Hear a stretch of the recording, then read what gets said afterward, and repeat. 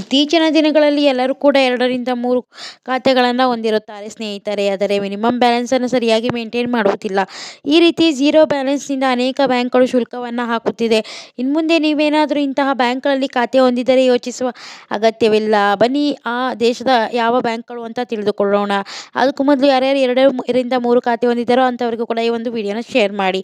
ಹಾಗೆ ಲೈಕ್ ಮಾಡೋದನ್ನ ಮರಿಬೇಡಿ. ಬನ್ನಿ ಯಾವ್ಯಾವ ಬ್ಯಾಂಕ್ ಅಂತ ತಿಳಿದುಕೊಳ್ಳೋಣ. Punjab national bank, bank of Baroda, Indian bank ಮತ್ತು ಕೆನರಾ ಬ್ಯಾಂಕ್. ಈ ಒಂದು 4 ಬ್ಯಾಂಕುಗಳು ಮಿನಿಮಮ್ ಬ್ಯಾಲೆನ್ಸನ್ನು ತೆಗೆದುಹಾಕಿದೆ. ಇದರ ಜೊತೆಗೆ SBI ಕೂಡ ಮಿನಿಮಮ್ ಬ್ಯಾಲೆನ್ಸನ್ನು ತೆಗೆದುಹಾಕಲು ಮುಂದಾಗಿದ್ದು, ಪಂಜಾಬ್ ಬ್ಯಾಂಕ್ ಮತ್ತು Baroda, Indian bank, Canara bank ಇದರ ಬಗ್ಗೆ ಅಧಿಕೃತವಾಗಿ ಘೋಷಣೆಯನ್ನು ಮಾಡಿದೆ. ಆದರೆ SBI ಬ್ಯಾಂಕ್ ಇದರ ಬಗ್ಗೆ ಇನ್ನೂ ಕೂಡ ಅಧಿಕೃತವಾಗಿ ಘೋಷಣೆಯನ್ನು ಮಾಡಿಲ್ಲ ಸ್ನೇಹಿತರೆ.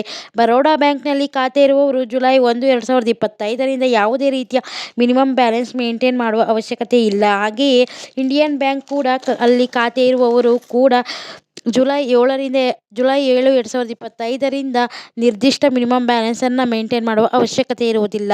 ಕೆನರಾ ಬ್ಯಾಂಕ್ ಮೇ ತಿಂಗಳಿನಿಂದಲೇ ಈ ಒಂದು ಮಿನಿಮಮ್ ಬ್ಯಾಲೆನ್ಸನ್ನು ತೆಗೆದುಹಾಕಿದೆ ಸ್ನೇಹಿತರೆ. ಅದೇ ರೀತಿ ಪಂಜಾಬ್ ಬ್ಯಾಂಕ್ ಜುಲೈ 1, 2025ರಿಂದ ಯಾವುದೇ ಮಿನಿಮಮ್ ಬ್ಯಾಲೆನ್ಸ್ನ ಅವಶ್ಯಕತೆ ಇಲ್ಲ ಎಂದು ಹೇಳಿದೆ. ಹಾಗೆಯೇ SBI ಕೂಡ ಇದರ ಬಗ್ಗೆ ಯಾವುದೇ ಅಧಿಕೃತ ಘೋಷಣೆ ಮಾಡಿದ ನಂತರ ಈ ಒಂದು ನಿಯಮವನ್ನು ಜಾರಿಗೆ ಬರಲಿದೆ. ಕನಿಷ್ಠ ಮಿನಿಮಮ್ ಬ್ಯಾಲೆನ್ಸ್ಗೆ ಸಂಬಂಧಪಟ್ಟಂತೆ ರೂ. 40ರಿಂದ 2,000ವರೆಗೂ ದಂಡ ಹಾಕುತ್ತಿತ್ತು ಮೊದಲು ಬ್ಯಾಂಕ್. ಇನ್ನು ಭಯಪಡುವ ಅವಶ್ಯಕತೆ ಇಲ್ಲ. Thanks for watching.